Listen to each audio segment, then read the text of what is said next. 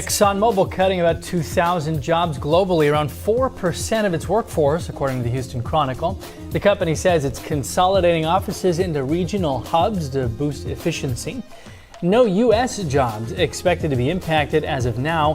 Layoffs at its Canadian subsidiary will hit about 20% of staff. The move comes as other major oil companies like Chevron and ConocoPhillips also shrink their workforces amid low oil prices and market uncertainty. So Exxon just pulled out of Canada. 2,000 jobs gone overnight. Seriously, what's going on in Canada right now? Dairy Canada shut down, an EV plant closed, teachers' unions are furious, taxi drivers are striking, food banks are running out, and now even Crown Royal's bottling operations are leaving. Canada's energy sector is falling apart. Exxon's exit is just another sign. Why is this happening? Simple. Overregulation and unrealistic green policies. Meanwhile, the U.S. is bringing jobs back and boosting its economy.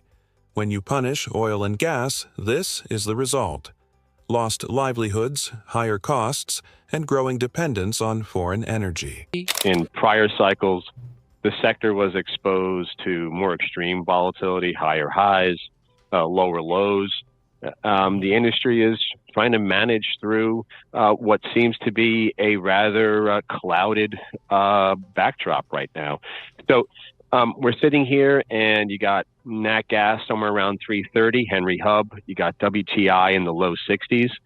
You have OPEC bringing back on capacity and maybe even speeding up that capacity adds. You have a more clouded, broader economic backdrop across the globe. You have geopolitical issues. So lots of uncertainty. And not only Exxon's probably going to cut somewhere about 2, 3, 4% of its global workforce. Its Canadian affiliate, a much more substantial cut, roughly about 20% over the next 2 years or so. Canada's energy sector is collapsing, and Exxon just proved it. The oil giant announced nearly 2,000 job cuts across Canada and Europe. And guess which country's getting hit the hardest? Canada. Reports show Exxon's Calgary operations will take most of the hit, with about 20% of its Canadian workforce gone within 2 years. That's not a slow change, that's fast. 2 years isn't a restructuring, it is a retreat, a full-scale withdrawal from a country that has made business nearly impossible.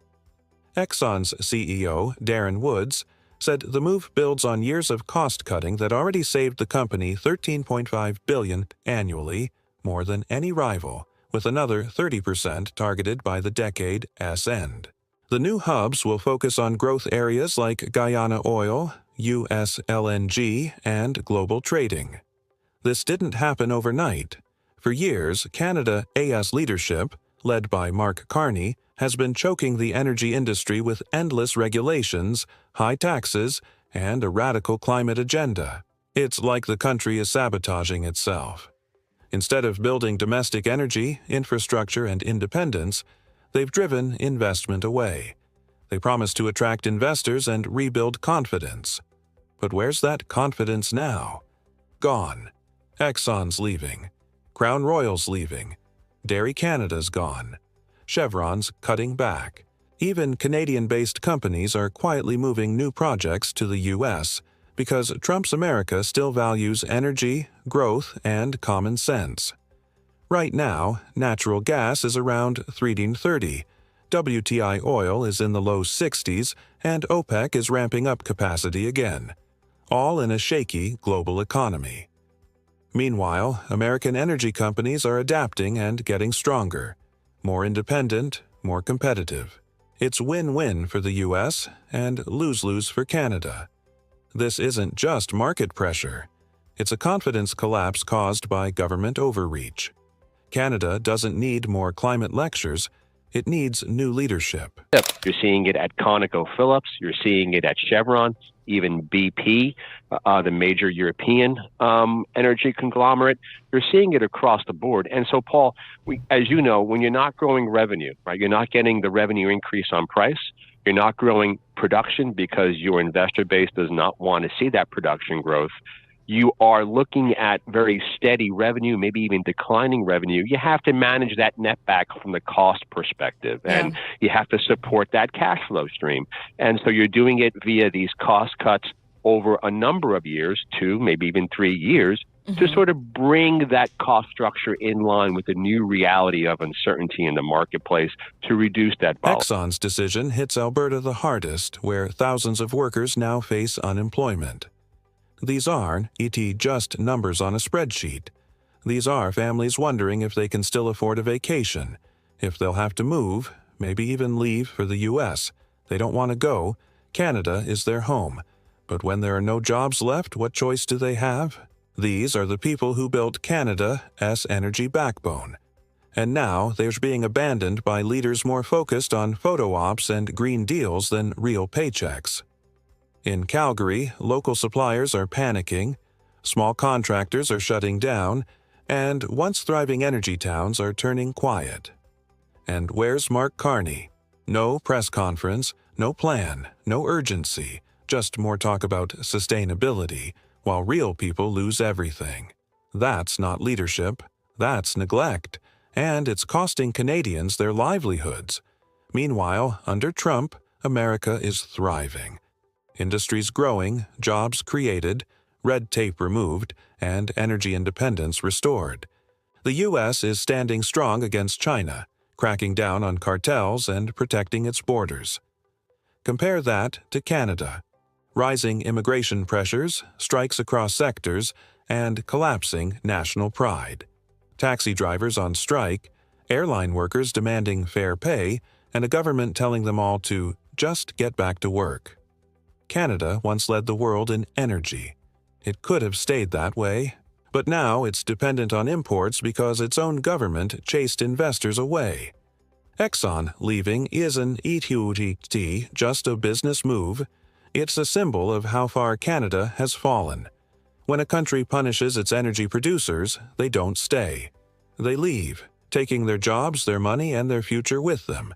Exxon won't be the last. Unless something changes, Canada will keep losing while Trump's America builds pipelines, creates jobs, and secures its future. The choice couldn't be clearer. America is moving forward. Canada is falling behind. Well, there's cost cuts, and then there's ExxonMobil's cost cuts. Since 2019, it's trimmed $13.5 billion in annual costs. That is more than all the other big oil companies combined. How much more room is there for Exxon to slash expenses? Well, it bought Pioneer, so it has a relatively sizable workforce in general. It doesn't necessarily mean that those cuts are going to come there, but there are ways you cut. You gain efficiency in this technological era where we have advancements across the energy value chain. You will consistently and continually seek out ways to get efficiency, to bring down that cost structure and to bring unit costs in line with a very anemic outlook for global energy prices in general, and also a very clouded outlook for the global economy. Exxon isn't just cutting jobs, it's surviving a global energy realignment. And bad leadership in Canada is to blame for this mess. Since 2019, Exxon has slashed over $13.5 billion in annual expenses, more than any other major energy company combined. That's what happens when you adapt, innovate, and run your business with discipline. But Canada refuses to do the same.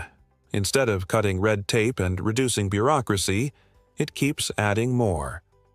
Layer after layer of climate taxes and regulations have buried the energy sector.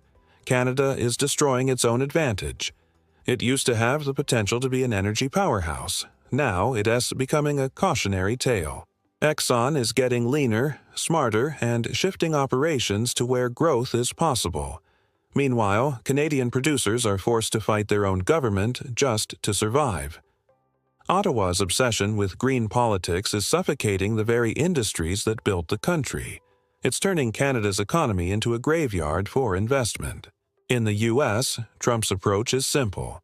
Cut the nonsense, unleash production, and grow. And guess what? It works. American companies are thriving under policies that reward hard work and expansion, not punish it. Exxon's success isn't happening in Canada. It's happening in America, where leadership values progress over ideology. In Canada, it's the opposite. The more politicians talk about sustainability, the more jobs disappear. Exxon's efficiency proves a simple truth Ottawa refuses to face. Survival today depends on efficiency, not bureaucracy. You can't regulate your way to prosperity. You have to lead, adapt, and unleash your own potential.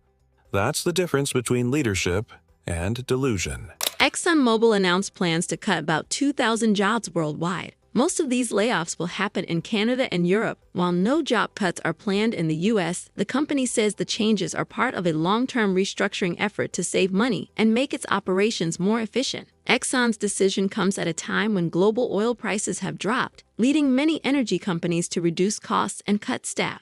While American workers aren't directly losing jobs in this round of cuts, the news could still affect the U.S. by influencing oil prices, energy markets, and even investor confidence. For example, Exxon's stock price dropped slightly after the announcement. This also highlights growing tension between major oil companies and European regulators. Exxon is cutting 2,000 jobs worldwide. And guess where most of those cuts are happening? Canada and Europe. Not a single layoff is planned in the United States, and that says a lot. It shows companies trust American energy and America's future. They trust the U.S. leadership. And they know with another Republican term likely after Trump, there's long-term stability. So they're staying put. Meanwhile, Canada has become toxic, buried under climate taxes, overregulation, and political hypocrisy. Exxon isn't leaving because it can't compete. It's leaving because countries like Canada refuse to let businesses grow. This obsession with climate politics has gutted one of the nation's strongest industries.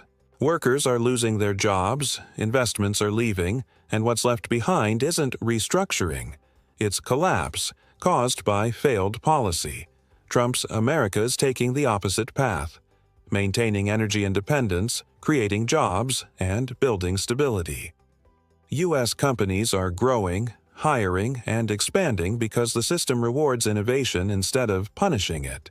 Exxon isn't cutting in the U.S. because American policies make sense. While Canadian energy towns are falling apart, American energy towns are booming. The message couldn't be clearer. When you lead with strength, you protect jobs. When you lead with incompetence and overdependence on globalism, you lose them. You lose everything when you try to please everyone instead of focusing on your own people. The world's biggest energy companies are choosing stability, and right now, that stability lives in America, not Canada. Thanks for watching USA and Canada Today, your source for honest insight on North American news and energy. Don't forget to like, subscribe, and share your thoughts in the comments.